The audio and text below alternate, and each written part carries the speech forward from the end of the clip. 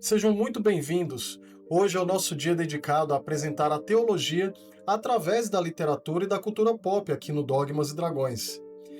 Mas eu quero fazer um alinhamento importante com vocês primeiro. Hoje nós não faremos uma análise literária detida e minuciosa de um único livro do começo ao fim. O nosso objetivo hoje é utilizar a literatura e a cultura pop como fonte para demonstrar e examinar uma ideia teológica fundamental. Uma ideia que tem o poder de libertar a sua vida espiritual ou paralisá-la por completo.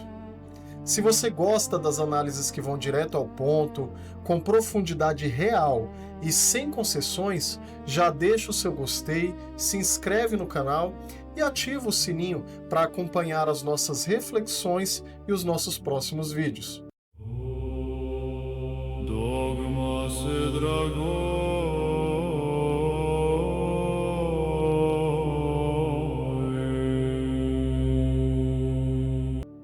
A pergunta que eu quero colocar na sua mesa hoje é a seguinte: até que ponto a sua vontade e os seus atos concretos importam para a salvação da sua alma?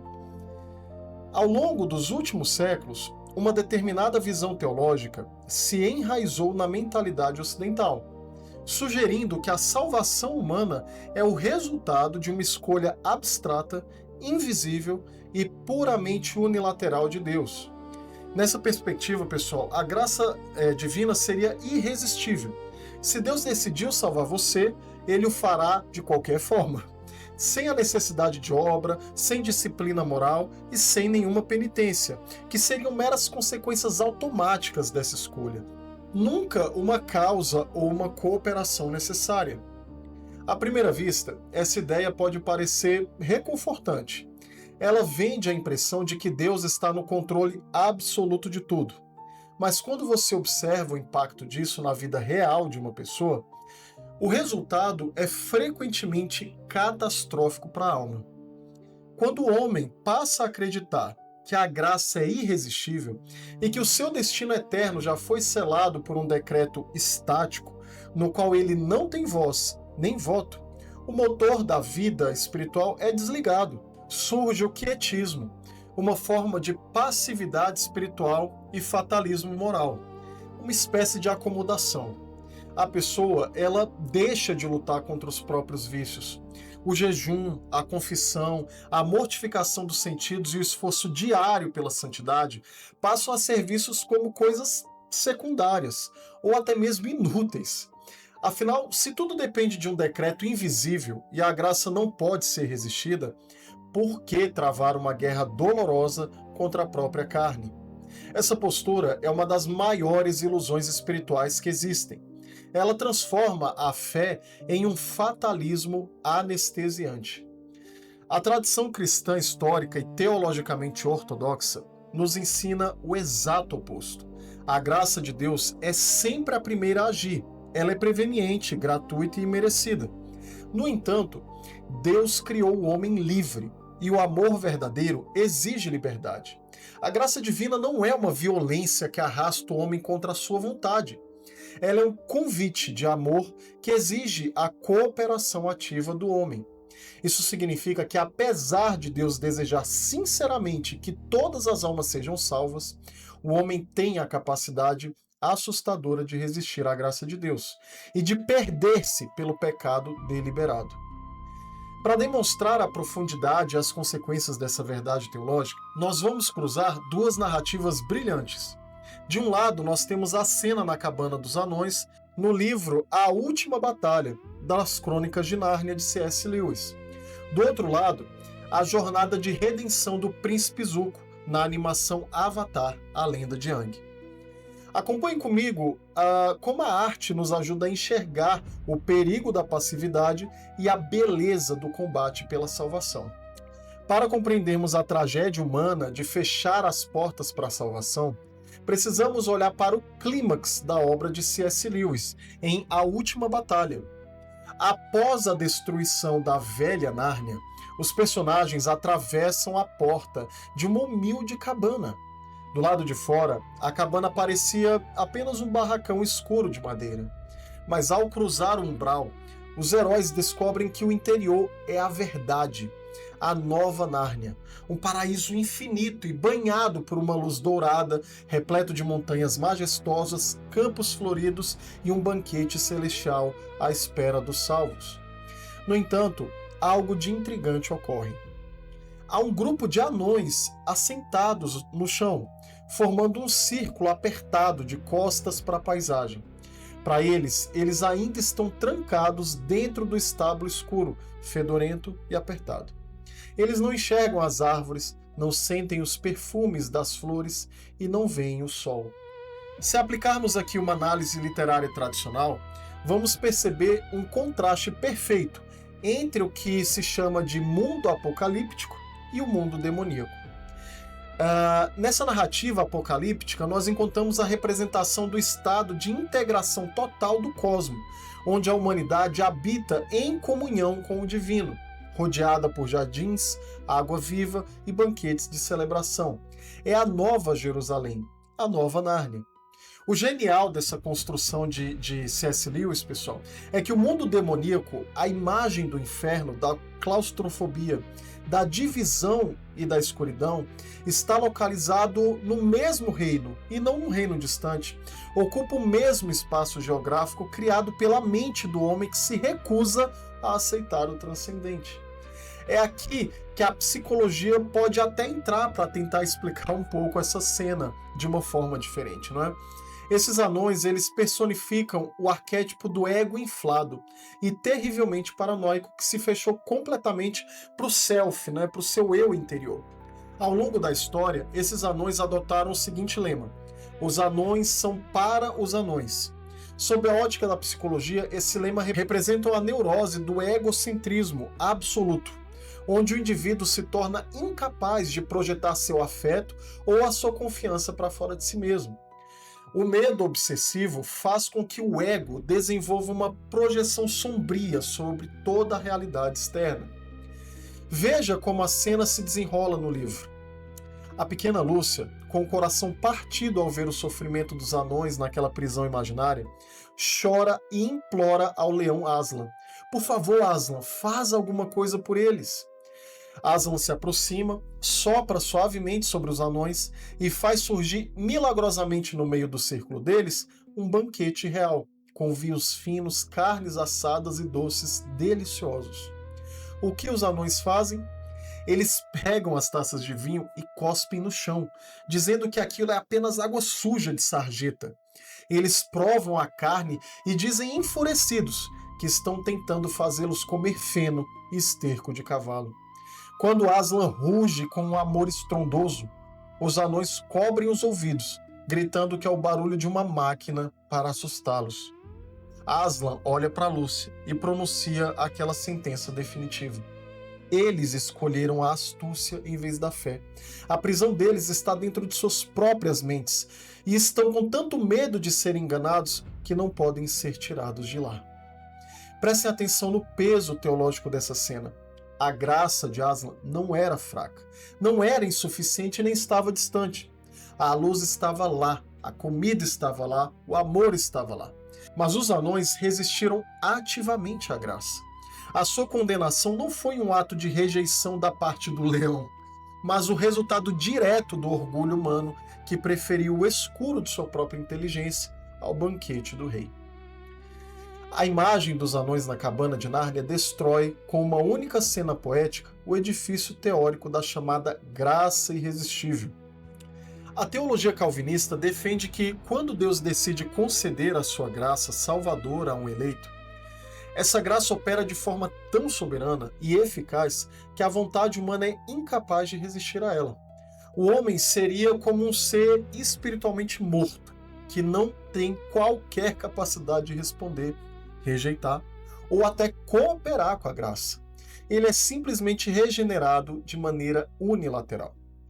Se essa premissa estivesse correta, o que Aslan deveria ter feito ali na cabana era ter aberto os olhos dos anões à força. Ele deveria ter alterado a mente deles irresistivelmente, fazendo-os degustar o banquete e enxergar a luz, quer eles quisessem ou não. Mas pessoal, Aslan não faz isso Porque Deus não viola o livre-arbítrio. Claro, aqui é importante a gente falar que Aslan é uma analogia a Deus, né? Nas palavras de C.S. Lewis, na verdade, Aslan é o próprio Cristo, né, de seu mundo, né, das Crônicas de Nárnia. Mas por que Deus não viola o livre-arbítrio? Claro, pessoal, porque quem concedeu o livre-arbítrio ao homem foi Deus. Se a graça fosse uma força coercitiva e irresistível, o amor humano deixaria de ser amor. O amor, por definição, exige a possibilidade real de recusa. Se um homem é forçado a amar, ele não é um filho amado. Ele é apenas um robô, um fantoche biológico. E Deus não criou robôs para preencher o céu. Ele criou seres dotados de inteligência e vontade livre, capazes de escolher o bem ou de abraçar a sua própria ruína. Essa verdade não é uma invenção da literatura de C.S. Lewis. Ela é o ensino cristalino das Escrituras e da tradição católica consolidada no Concílio de Trento. Veja o que o diácono Santo Estevão diz aos líderes religiosos no livro de Atos dos Apóstolos, no capítulo 7, versículo 51. Homens de dura cerviz e incircuncisos de coração e ouvido, vós sempre resistis ao Espírito Santo, assim como fizeram vossos pais, assim fazeis vós também. Preste atenção no verbo usado pela Bíblia. Vós sempre resistis. Como seria possível ao homem resistir ao Espírito Santo se a graça salvadora fosse por natureza irresistível? E lembre-se do lamento de Jesus sobre a cidade santa em Mateus capítulo 23, 37. Jerusalém, Jerusalém, quantas vezes quis eu ajuntar os teus filhos como a galinha ajunta os seus pintainhos debaixo das asas, e tu não quiseste. A vontade divina era salvar e acolher. A vontade humana foi a de recusar. Sob a perspectiva dos arquétipos, quando o indivíduo insiste em resistir à graça, o ego se recusa a submeter à ordem divina e se fecha em sua própria sombra. E o resultado disso é o que se define como a estrutura do inferno literário, um estado de exílio autoimposto, onde a alma se tranca pelo lado de dentro. C.S. Lewis resumiu essa realidade em uma frase famosa. Existem apenas dois tipos de pessoas no final. Aquelas que dizem a Deus, seja feita a tua vontade, e aquelas a quem Deus diz no final, seja feita a tua vontade. O inferno e a condenação não são o triunfo da fraqueza de Deus ou uma vingança arbitrária. O inferno é o respeito de Deus pela liberdade humana. Deus oferece o banquete e graça para todos, mas ele não arrombará a porta da sua alma. Você precisa abri-la. Se a graça de Deus não é uma força coercitiva e pode ser resistida pelo orgulho humano, como vimos na cabana de Nárnia, surge uma questão desse ponto. Qual deve ser a nossa resposta diante do dom divino? É aqui que a teologia da Reforma Protestante, ela, especialmente a calvinista, comete um erro conceitual grave ao formular a doutrina da justificação forense ou do sola fide. Nessa visão, quando o homem é salvo, Deus simplesmente emite uma declaração jurídica externa. Ele cobre o pecador com justiça, como se cobrisse uma pilha de lixo com uma camada de neve fresca. O interior do homem, ele continuaria intrinsecamente corrompido, e as suas boas obras, jejuns e penitências não teriam nenhum valor salvífico. Seriam, na melhor das hipóteses, meros frutos passivos ou subprodutos de uma salvação que já ocorreu de forma abstrata. A teologia católica e a tradição dos apóstolos rejeitam essa ficção jurídica. A salvação não é uma mera certidão de quitação emitida por um tribunal celestial distante, um Serasa.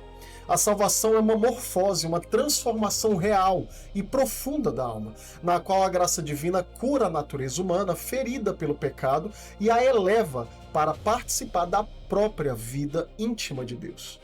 Esse processo não acontece sem a cooperação livre e penosa do homem. É o que a teologia clássica chama de sinergia, o trabalho conjunto entre a iniciativa gratuita e a resposta concreta da vontade humana. O apóstolo Tiago encerra qualquer margem para dúvidas em sua carta, em Tiago 2,24. Vedes que o homem é justificado pelas obras, e não somente pela fé. E logo em seguida conclui: porque assim como o corpo sem o espírito está morto, assim também a fé sem obras é morta. Preste atenção na metáfora inspirada de Tiago. A fé é como o corpo, e as obras são como o espírito que dá vida para esse corpo.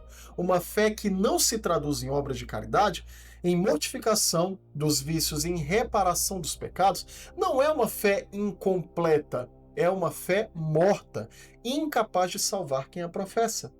São Paulo complementa essa visão na carta aos Filipenses, em Filipenses capítulo 2, versículo 12 a 13. Ao nos exortar com gravidade: desenvolvei a vossa salvação com temor e tremor, porque Deus é o que opera em vós, tanto querer como realizar, segundo a sua boa vontade. Veja, pessoal, a profundidade desse texto. Realmente, Deus opera em você o querer e o realizar. Essa é a graça preveniente. Mas você precisa desenvolver essa salvação com temor e tremor. Trata-se de uma aliança viva.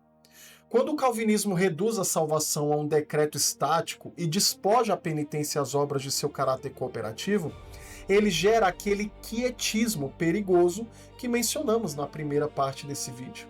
O indivíduo passa a olhar para a sua própria vida moral como um espectador passivo. Se ele cair em pecado, conclui: Deus assim permitiu. Se fizer o bem, acha que foi apenas algo automático vindo da graça. Mas a verdadeira vida espiritual não é um espetáculo para ser assistido da plateia. Ela é uma guerra travada na sua arena interior. Quando os católicos afirmam a necessidade da cooperação do homem, das boas obras e do livre-arbítrio no processo de salvação, os teólogos calvinistas frequentemente lançam uma acusação, que é inclusive precipitada. Isso é pelagianismo, achar que o homem salva a si mesmo por suas próprias forças. Essa acusação revela uma ignorância profunda sobre a teologia católica. Veja, a Igreja Católica condenou formalmente a heresia do pelagianismo já no Concílio de Cartago e no Concílio de Éfeso. Pelágio ensinava que o homem seria capaz de cumprir os mandamentos de Deus e alcançar o céu usando apenas as forças da sua própria natureza humana, sem a necessidade da graça. É claro que isso é uma heresia abominável. Mas a igreja, pessoal, ela foi além disso, porque ela também condenou o semi-pelagianismo no segundo concílio de Orange, em 529. O semi-pelagianismo ensinava que o primeiro passo em direção a Deus partia do próprio homem, e que só depois de o homem dar esse empurrão inicial é que Deus viria com sua graça. A igreja disse um não definitivo a essa ideia.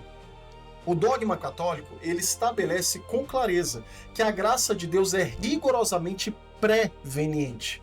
Isso significa que Deus é sempre o primeiro a agir.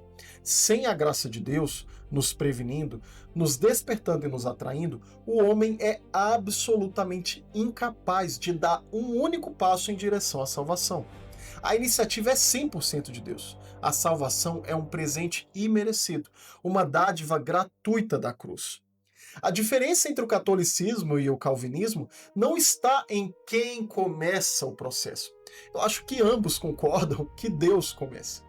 A diferença é o que acontece a seguir.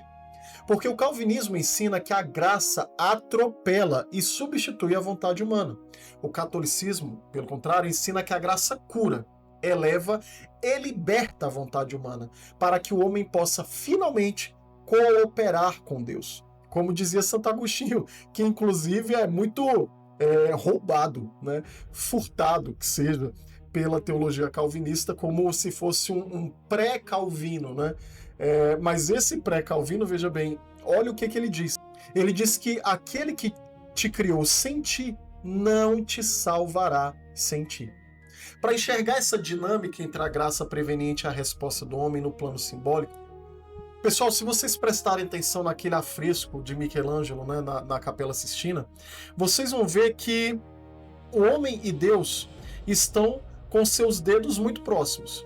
Mas existe uma diferença. Deus está com o dedo completamente esticado, enquanto o homem está com o dedo retraído, né, ainda sem esticar. Já foram feitos até alguns estudos de imagem que comprovam que se o dedo do homem estivesse totalmente esticado na obra de Michelangelo, né, ele teve essa genialidade de fazer com que, se tivesse totalmente esticado, os dois dedos se tocariam, né? Seria a comunhão entre Deus e o homem, né? Então nós vemos ali Deus numa postura bastante ativa para alcançar o homem, enquanto o homem está naquela posição descansada, né, com o dedo curvado.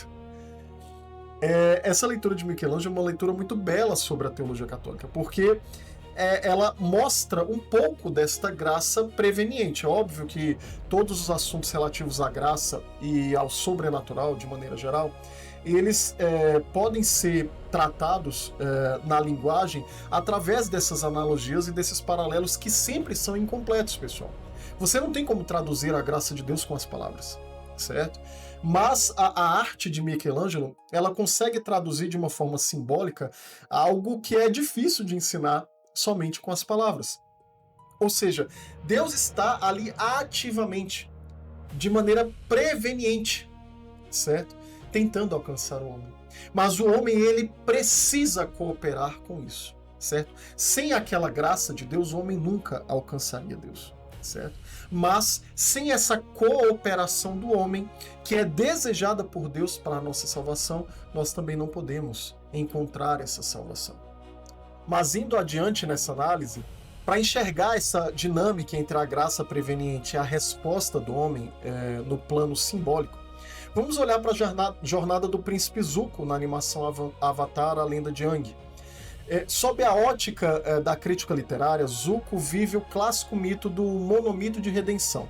O herói que cai no abismo moral do reino de seu pai, a Nação do Fogo, né, o mundo demoníaco, e precisa passar por uma morte simbólica para renascer. A redenção de Zuko é pelagiana? Ele se salva sozinho? Claro que não, pessoal. A graça preveniente na vida de Zuko é encarnada ali na figura memorável do seu tio, Airo. Airo ama Zuko primeiro, sem que Zuko mereça, por sinal. Enquanto Zuko é um jovem arrogante, cheio de ódio, cego pelo orgulho e obcecado por capturar o Avatar para recuperar sua honra mundana, Airo o acompanha no exílio. Airo sofre por ele, oferece paciência incondicional, estende as mãos no meio do pecado de Zuko e planta nele as sementes da sabedoria. Zuko não comprou o amor de Airo. Esse amor foi uma dádiva gratuita. No entanto, e aqui está a chave católica, a salvação de Zuko exige que ele pare de resistir a esse amor de Airo. Em um momento crucial da história, a psicologia de Jung se faz visível de forma brilhante. Zuko entra em uma febre espiritual avassaladora. É o confronto direto do ego com sua sombra. Zuko precisa renunciar à falsa honra de seu pai, o Imperador Ozai, e aceitar o doloroso processo de conversão moral, metanoia. Ele sofre, chora, perde as suas certezas, pede perdão ao seu tio com lágrimas e penitência e assume o risco de morrer para reparar o mal que causou. A graça de Airo foi o motor que despertou Zuko, mas foram as escolhas livres, penosas e penitentes de Zuko que transformaram o vilão amargurado no mestre do Avatar. A salvação não violentou, ela o libertou para ser o homem que ele foi chamado a ser. Compreendido que a graça atua em nós sem violar a nossa liberdade, precisamos encarar outro desdobramento trágico da teologia determinista protestante, a doutrina da perseverança dos santos, popularmente conhecida como a ideia de que, uma vez salvo, salvo para sempre. Nessa perspectiva, se uma pessoa foi verdadeiramente eleita por Deus, ela jamais poderá perder a sua salvação. O pecado grave, a apostasia ou a degradação moral podem até abalar temporariamente a sua vida, mas nunca seriam capazes de retirar a sua alma das mãos de Deus. E se porventura alguém aparenta abandonar a fé até o fim da vida, a explicação calvinista é simples e conveniente. Essa pessoa nunca foi salva de verdade, desde o início. Pessoal, presta atenção no veneno espiritual que essa lógica carrega. Ao ensinar ao cristão que a sua salvação é irreversível e imutável, essa teologia gera um dos piores pecados contra o Espírito Santo, o pecado da presunção. a pessoa passa a acreditar que está espiritualmente blindada. O combate contra as tentações perde a sua urgência. A mortificação dos sentidos parece um exagero desnecessário, e o medo santo de ofender a Deus é varrido para debaixo do tapete. A Bíblia Sagrada nos lança advertências inúmeras e severas contra essa falsa segurança. O apóstolo São Paulo, em 1 Coríntios capítulo 10, versículo 12, faz um alerta inequívoco. Aquele, pois, que pensa estar em pé, veja que não caia. E no capítulo anterior, falando de si mesmo, o grande apóstolo dos gentios revela a necessidade de vigilância constante. Antes esbofeteio o meu corpo e o reduzo à escravidão, para que, havendo pregado aos outros, não venha eu mesmo a ser desqualificado. Se o próprio Paulo castigava o próprio corpo e vigiava para não ser desqualificado, como é que um cristão moderno pode se dar ao luxo de achar que a sua salvação já está garantida de forma automática? A carta aos Hebreus, em Hebreus 10, 26 e 27, é ainda mais aterrorizante para os presunçosos. Porque se pecarmos voluntariamente depois de termos recebido o conhecimento da verdade, já não resta mais sacrifício pelos pecados, mas uma formidável expectativa de juízo. A perda da graça por meio do pecado mortal e deliberado não é um mito. É uma possibilidade real e cotidiana na vida de qualquer um de nós. Na literatura e na cultura pop, o mito de que eu jamais cairei é a receita exata para a ruína dos heróis mais nobres. Pense em Boromir, em O Senhor dos Anéis de Tolkien. Boromir não era um homem maligno. Ele era um guerreiro valente, honrado e devotado à proteção do seu povo em Gondor. Mas Boromir caiu na presunção de acreditar que sua força moral e suas boas intenções eram suficientes para lidar com a tentação do Um Anel. Ele parou de vigiar o seu próprio coração e acabou caindo no orgulho. O anel envenenou sua mente, fazendo-o trair a sociedade e tentar tirar à força o anel de Frodo. A salvação não é uma conquista estática do passado, ela é uma caminhada de perseverança diária até o último suspiro. E quando o homem cai no pecado, a solução não é a passividade de quem diz Deus resolverá se eu for um eleito, mas a dor do arrependimento, a busca pela penitência e a reconciliação através do sacramento que Cristo deixou à sua igreja. Sem a vigilância e a contrição sincera, o homem mais nobre se transforma em um traidor de sua própria vocação. Pessoal, quando você junta a ideia de uma graça irresistível com a crença de que o destino eterno de cada alma já foi selado por um decreto estático, no qual o homem não tem voz nem voto, o golpe fatal não cai apenas sobre o debate teológico em uma sala de aula. O golpe cai diretamente sobre os seus joelhos dobrados no chão. Essa mentalidade mata a vida de oração, destrói a prática do jejum e esvazia a necessidade da penitência. Pensa aqui comigo, na mentalidade determinista, a oração se torna um paradoxo incômodo. Se Deus já definiu absolutamente tudo de forma unilateral e a sua graça agirá irreversivelmente no momento em que ele bem entender, para que serve orar? Para informar a Deus sobre algo que ele já sabe? Para tentar alterar um decreto que se diz imutável e incondicional? A oração acaba sendo reduzida a uma mera obrigação formal, a um monólogo sem efeito real sobre o mundo ou sobre a própria alma da pessoa. Para a tradição católica, a oração não é um teatro sentimental nem uma formalidade burocrática. A oração é o canal vital pelo qual a nossa vontade livre se une e se submete à vontade divina. O próprio Santo Agostinho ensinava que Deus quis que precisássemos pedir, não porque ele precisasse ser informado das nossas necessidades, mas para que o nosso coração se dilate e se torne capaz de receber aquilo que a graça quer nos dar. A oração muda o homem e abre as portas da sua alma para que a graça opere em cooperação com ele. E o que dizer do jejum, da esmola e da mortificação dos sentidos? Se a teologia protestante reduz o pecado a uma mancha coberta por uma justiça externa imputada, fazer penitência parece de fato um legalismo absurdo. Mas se compreendermos que o pecado de fato mutila, adoece e desordena a alma humana, a penitência ela deixa de ser uma punição e se torna o remédio cirúrgico indispensável. A penitência serve para desinfetar a ferida, subjugar a carne e reordenar os nossos afetos para Deus. Nosso Senhor Jesus Cristo foi categórico ao prescrever a penitência como condição de salvação em Lucas capítulo 13, versículo 3. Se não fizerdes penitência, todos perecereis do mesmo modo. E no Getsemane, ao ver a fraqueza dos apóstolos, ele deu a receita para não cairmos nesse abismo. Em Mateus 26:41, vigiai e orai, para que não entreis em tentação. O espírito, na verdade, está pronto, mas a carne é fraca. Note que Cristo não disse, fiquem tranquilos, porque a graça é irresistível e vocês estão eleitos. Ele disse, vigiai e orai, a carne é fraca, e se você não a domar através da disciplina espiritual, da confissão e do jejum, ela arrastará o seu espírito para a ruína. Nas grandes histórias da literatura e da cultura pop, seja na disciplina dos Cavaleiros de Nárnia, na resistência da Sociedade do Anel, ou no treinamento doloroso de Zuko, a vitória contra o mal nunca é concedida ao homem passivo. Ela não vem para quem fica deitado no sofismo intelectual, esperando que a graça faça tudo sozinha enquanto a sua carne reina soberana.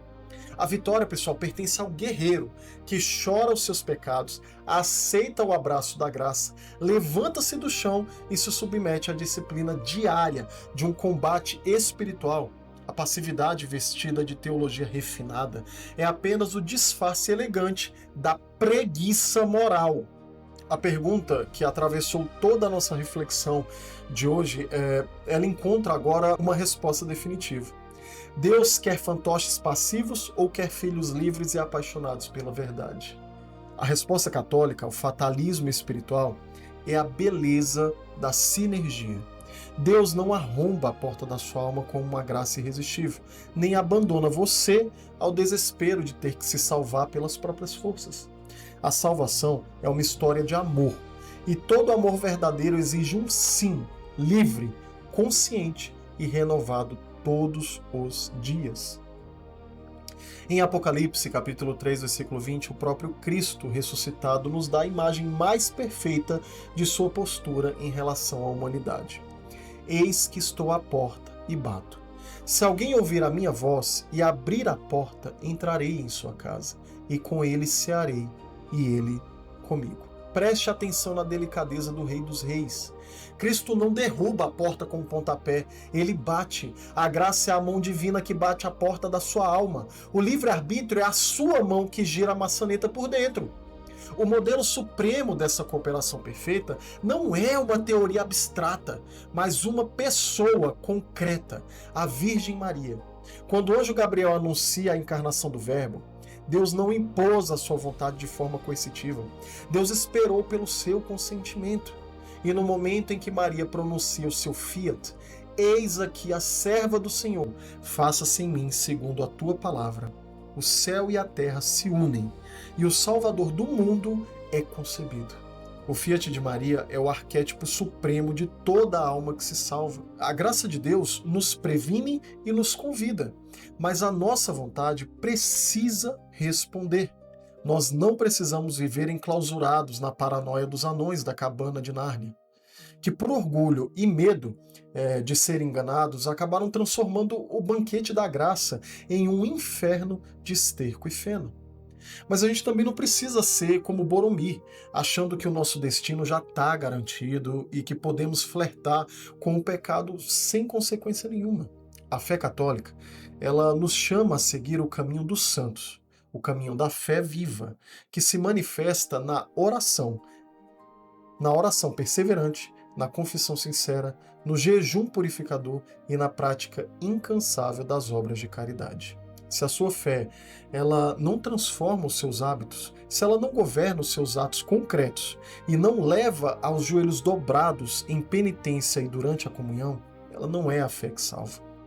Não se esconda atrás de teorias sobre decretos invisíveis para justificar a sua passividade moral.